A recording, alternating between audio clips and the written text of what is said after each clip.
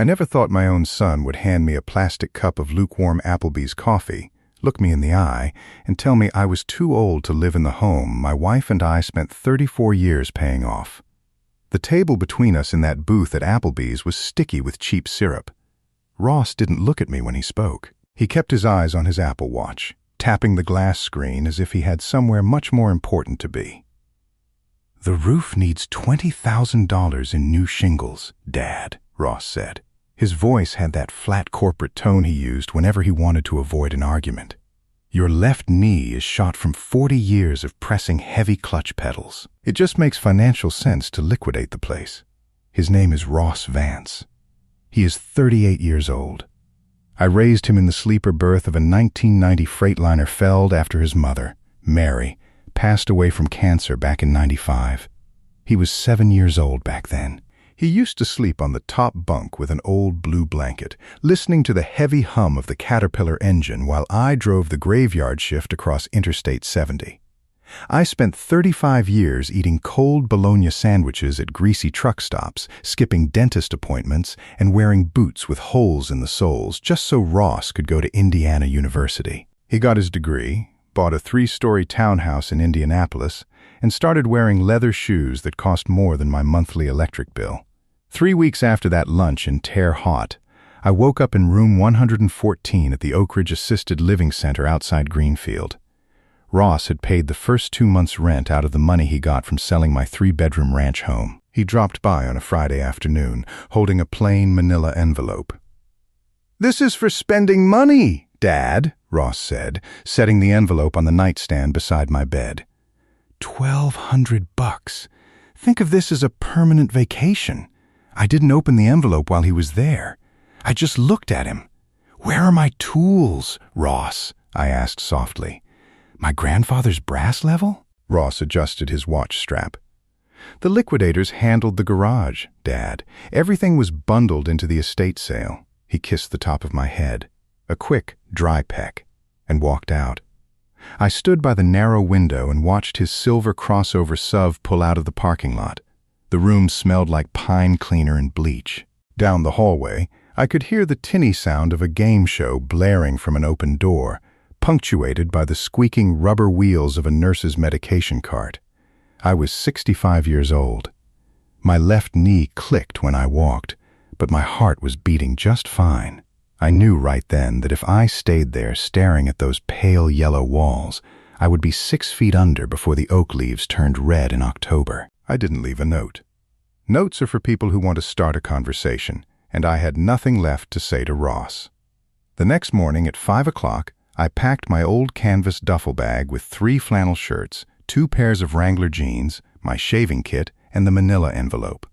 I walked past the front desk, pushed open the side exit door, and stepped out into the damp fog. I took a local bus to the intercity terminal and bought a $30 one-way ticket to Gary, Indiana.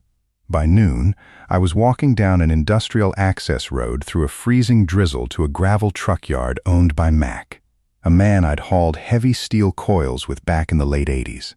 Mac was 72, sitting in an oil-heated office trailer that smelled of old tobacco. He was hunched over his desk, trying to unthread a stuck brass fitting with 2 rusty wrenches. "Harlan," Mac said, looking up over his glasses. "Word was that your boy put you up in a home near Greenfield?" "He tried," I said, setting my bag down. "You still got that green '98 Peterbilt 379 sitting behind the maintenance shed?" Mac set his wrenches down with a dull clink and lit a cigarette. "The transmission grinds going into 3rd gear, Harlan," Mac said quietly, "and the Detroit diesel block has 940,000 miles on it." "How much?" I asked. Mac spat into an empty coffee can. "Take the keys out of the drawer. Pay me $200 a week whenever you start catching loads. But Harlan, you're 65 years old. You're too damn old to be sleeping in a truck yard. I'm too young to lie down in a room that smells like bleach and wait for a nurse to check my pulse, Mac," I told him. I took the $1,200 Ross had left me. I didn't spend a single nickel on a motel room or a warm meal. I walked to a Napa auto parts store and bought 40 gallons of motor oil, filters, a grease gun, and airlines. I spent the afternoon in Mac's gravel lot changing the oil myself, my hands turning black with cold grease. That first night in the sleeper berth was a hard lesson. November in northern Indiana doesn't show mercy. The cold air seeped right through the uninsulated walls. The mattress was nothing more than 3 inches of worn foam over raw plywood. Every time I turned over, my left knee shot a sharp pain up into my hip. I lay under 3 wool blankets, listening to the wind rattle the corrugated steel siding outside. In the dark, my mind tried to drag me down. I thought about my old house. The quiet living room, the solid oak kitchen table I'd built with my own hands. I thought about how easy it would be to catch a bus back to Greenfield, sit in that vinyl armchair, and let someone else worry about my meals. I pulled out my old flip phone. My thumb hovered over Ross's number for 5 minutes. I wanted to ask him how he could sell the bed his mother died in. I stared at the glowing screen until it went dark, then put it back in my pocket.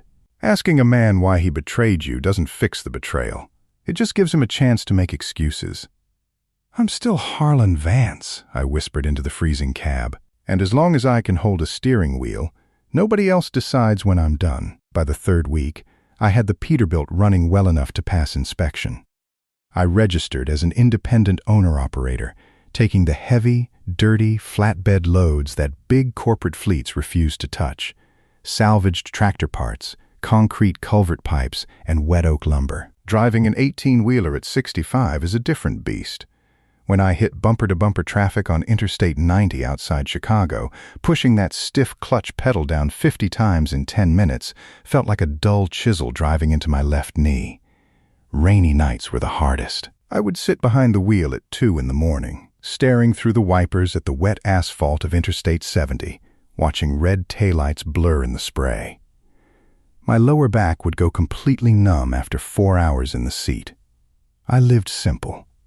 I bought canned beef stew at Walmart, heating the cans on a small 12-volt stove plugged into the lighter socket. I washed my flannel shirts in truck stop sinks and hung them across the sleeper grab handles to dry overnight. Every dollar I made after fuel and taxes went straight into 2 places, paying Mac $200 a week for the truck and saving the rest in a small credit union account. 2 years went by, then 4, then 6. My white hair grew thick, and my face developed deep lines around my eyes. But my hands stayed steady on the steering wheel, and my credit union balance grew, dollar by dollar. I paid Mac in full for the Peterbilt by the end of my 2nd year. The green truck was officially mine. Ross never called my phone. Not once. In the 5th year, I ran into an old neighbor named Dale at a diesel island in South Bend. He nearly dropped his fuel nozzle when he saw me stepping down from my cab. "Harlan," Dale gasped. "Good God, man, we thought you were dead." "Still breathing, Dale," I said, wiping my forehead. Dale looked at my worn jeans and shook his head. "Ross sold your place to a developer, built 4 townhouses on the lot, took that money and opened up a fancy Italian restaurant downtown in Indy." Dale hesitated, rubbing his chin. "Ross told everybody at the church that you suffered from dementia. Said you got confused after knee surgery, refused to stay at Oak Ridge, and wandered off down south." I stood by the diesel pump. I didn't feel angry. I just felt a cold, quiet pity. Ross had to tell people I was crazy, because if he told them the truth, that he put his healthy father in a home, sold his house, and took the cash, he couldn't look at his customers without feeling like a dog. "Well," I said, sliding my fuel card into the pump, "tell folks at the church I ain't confused. I just prefer the sound of a Detroit diesel over the sound of a nurse calling my name." What Ross didn't realize was that children pay attention. My grandson, Leo, was 16 years old. He grew up in Indianapolis, going to a suburban high school and listening to his father complain about taxes and mortgages. One afternoon, Ross sent Leo up into the attic to search for old Christmas lights. In the far corner, Leo found a heavy cedar box with the initials HV burned into the lid. Inside were 24 paper driver logbooks from 1990 to 2005. Leo sat down on a dusty trunk and opened the top logbook. He flipped through the pages, reading my careful handwriting in black ink. May 12th, 1995. Departed Gary, Inn. 4 o'clock, 420 miles. Hauled steel coils to St. Louis. Ross ate chicken soup at the diner. Fever dropped. Slept in cab. October 3rd, 1998. Departed Terre Haute. 5:30. Hauled oak timber. $180 earned. Put $100 in Ross's college savings envelope at the bank. Leo read page after page. He saw 30 years of my life laid out on those grids.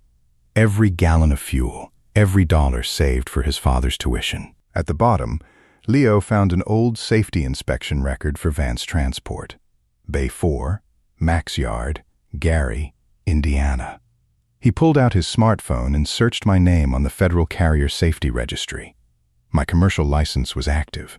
My safety record was spotless. Leo sat in that dark attic, holding my logbook, realizing that every story his father had told him about his crazy grandfather was a complete lie. The following Saturday, a beat-up 2008 Honda Civic pulled into the gravel lot at Max Yard. A tall, skinny teenage boy stepped out. He had Ross's sharp jawline, but Mary's quiet blue eyes. He walked across the gravel until he stood right beside my fuel tank. "Grandpa Harlan?" he asked, his voice cracking slightly. I stepped down off the frame rail, my left knee making its usual dry click sound. "Leo," I said quietly. "Dad told us you lost your mind," Leo said, his chest rising fast under his denim jacket. "He said you were living in a care unit down south." "Your father tells stories that make it easy for him to look in the mirror, Leo," I said. Leo sat down on an old truck tire. "His Italian restaurant went bankrupt 3 months ago, Grandpa. The bank foreclosed. He lost the townhouse. We're renting a small apartment now, and he's working night shifts at a grocery store. He screams at Mom every night about credit card bills." I leaned against the steel bumper. I didn't feel any joy hearing that news. When a man burns down his own home out of greed, watching him sit in the ashes just makes you sad. "He asked me yesterday if I knew where you were," Leo added. "He wanted to know if you had any money left from your pension." I let out a short, dry laugh. "You tell your father that I have an old Peterbilt with a third gear that grinds, $14,000 in a credit union, and my self-respect. And none of those 3 things are up for sale." Leo looked up at the high cab door. "Can you show me how the shifter works?" "Climb up," I said. Leo climbed into the air ride seat, looking around at the brass gauges and the long gear shift lever rising out of the floorboards. "Sit in the driver's seat," I told him. "Put your left foot on that clutch pedal. When the engine hits 1500 RPM, you push the clutch, slide it into neutral, and slip it into the next gear clean. If you rush it, the gears fight back." "What happens if you miss the gear?" Leo asked. "You lose your momentum," I said. "And if you're hauling steel up a mountain pass in a winter storm, losing momentum means you slide backward. That's true for a truck, and that's true for a man's life." An hour later, a rusted Ford Taurus with a squealing fan belt pulled into the lot. Ross got out. He was wearing an old windbreaker with a Kroger grocery logo, faded khakis, and scuffed work boots. His face looked tired and lined with stress. He walked slowly toward my truck, stopping 10 feet from the front bumper. Leo saw him through the windshield and froze. "Dad!" Ross said, his voice raspy. "Ross!" I said. I made some bad choices, Dad," Ross rasped, shifting his weight. "The market turned. I got in over my head." I looked at my son. I didn't feel hate, and I didn't feel pity. "Choices have weight, Ross," I said softly. "When you take a heavy load down a steep grade, you have to manage your speed early. If you get greedy for time, you can't blame the hill when you crash at the bottom." Ross wiped his nose with the back of his hand. He looked like he wanted to step closer, but he looked at my face, then at Leo sitting quietly in the cab, and realized the bridge he'd burned wasn't there anymore. "Are you going to keep driving this thing?" Ross asked. "As long as my eyes can see the white lines and my hands can hold the wheel," I said. Ross stood there for another minute in the cold wind. Then he turned around, walked back to his rusted car, and drove away down the access road. By 4 o'clock, the sun was dropping low over the skyline of Gary. Leo climbed down from the cab, and we sat on the wooden steps of Mac's trailer with 2 ice-cold bottles of Coca-Cola. "Are you mad at him, Grandpa?" Leo asked. "No, Leo," I said. "Anger is like hauling extra cinder blocks in your sleeper. It don't do nothing but waste your fuel." Leo pulled the paper driver logbook out of his jacket and handed it to me. "I brought this for you." I held the worn cover under my thumb, then handed it back to him. "Keep it, Leo," I said. "Read it whenever somebody tries to tell you that easy money is better than honest work." I reached into my pocket, pulled out the heavy brass key ring for the Peterbilt, and held it out to my grandson. "Hold on to these for a minute while I go shut down the air compressor for Mac," I said. Leo took the keys, holding them tight with a quiet, proud smile. "I'll watch the rig, Grandpa." "I know you will, son," I said. "I am 65 years old. My left knee clicks when I walk, and I sleep on a narrow foam mattress behind the driver's seat of an old green truck. I don't have a ranch house anymore, but when I put my hands on that steering wheel tomorrow morning, I won't owe a single penny to any bank, and I won't owe an explanation to any man. My name is Harlan Vance. I am a long-haul trucker, and my road ain't finished yet.